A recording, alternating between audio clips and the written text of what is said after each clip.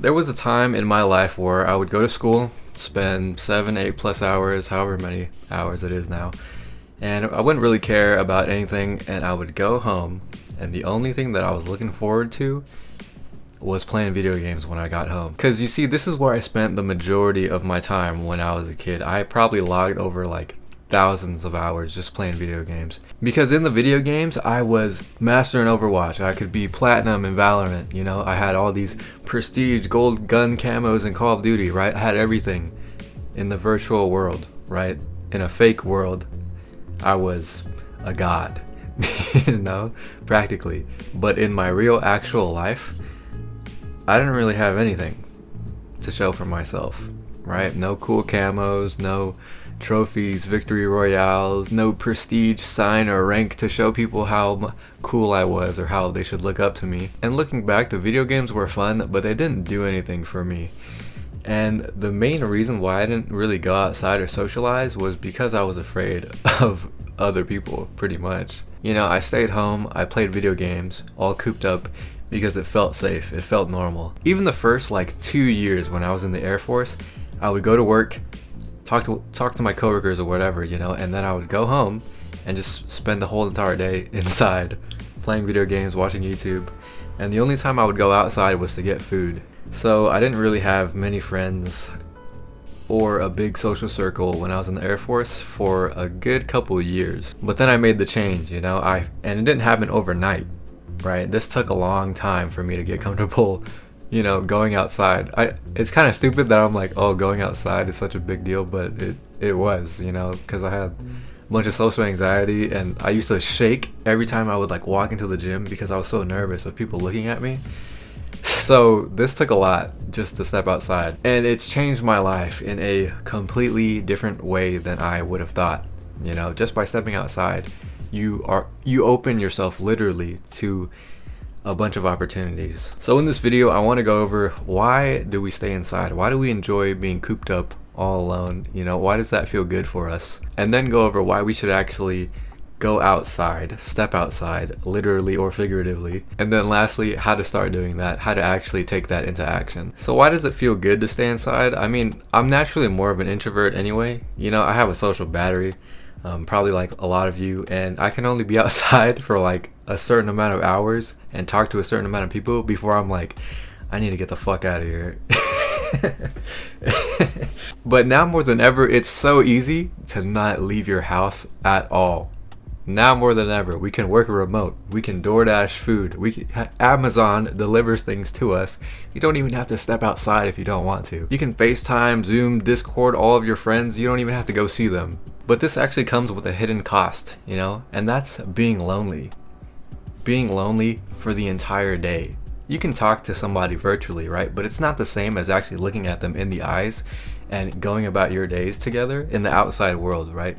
Because if you're not actually seeing them in person, like, they're not even there. We're not meant to be alone all of the time. That's why people that are in solitary confinement or like spend too much time out in the woods, they pretty much go insane, right? We're tribal people. We have tribes. We need other people. We need to socialize. You know, spending our entire day at home, that's not great. And I think you already know that. Like I said, I'm more of an introvert anyway. Like, I'm not a social butterfly. I don't really like big groups and chatting with people, but I'll do it if I have to for a certain amount of time. Okay. I think there's this statistic about US adults, and it's like we only have less than 5 or 3 close friends. I can honestly say I probably only have about like 3 close friends that I could call on and just chat with if I wanted to, right? So I don't have a big social circle, and I don't even talk to them all of the time either. You know, most of my entire day is alone or with my family. But I think we need to have a balance of the alone time that we want with ourselves and the socialization time with other people. Because even social media, you can be talking to thousands of people virtually, but it's not really real. You know what I'm saying? Like, turn off the computer, turn off your phone, they're not there, right? You're talking to nobody. Yes, they're real people, but they're not face to face in front of you. You know, it's a different experience. So why should we even go outside, right? If everything can be brought to us, if we have all these conveniences like DoorDash and Amazon, and we can watch movies from home. Why should we even go outside? I can only speak for me personally, but stepping outside, going to places, traveling, experiencing new things, this has drastically changed my life. Just by going to the gym, it takes a lot out of me, like social battery wise. And even sometimes, like, I get anxious. I'm like, oh man, like I kind of don't want to talk to people today, and I'm gonna get talked to. You know, I've gotten a better physique. I've built relationships with people at the gym, you know, even though sometimes I don't want to talk to them. I've gained a lot more confidence. I'm a lot more social. I've gotten a freaking girlfriend just by stepping outside and going on dates, you know. I've traveled to Hawaii, one of the most beautiful places I've ever been to in my life. And it's just, life is so interesting, and it's not meant for you to just spend your entire life in a box. Okay, I guess that's what I really want to say. Go outside. There's so much to see, because it's very easy to do the exact same things over and over and over again. You know, you get used to that. Work, come home, eat, shower, video games, go back to bed, and you do that for years. Easily, you can do that for years, because I've done that for years, right? But you end up lonely, kind of feelings of depression and sadness, just not engaging socially with anybody. And don't get me wrong, it is hard to change our habits, you know, to step outside and engage with life and talk to people.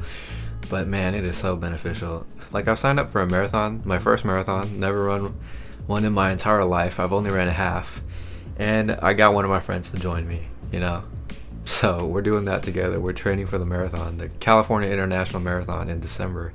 And I kind of want to talk about energy here for a second. It's going to get a little weird, but in anatomy and physiology, right, there's these concepts called potential and kinetic energy. Potential energy is pretty self-explanatory, right? It's your potential, right? The energy that could be created if given a certain amount of fuel, right? So when you're staying at home, you have all this potential energy that could be used, but it's not going anywhere. You're not moving around. You're not doing anything with it, so nothing happens to you. You're just sitting here stagnant.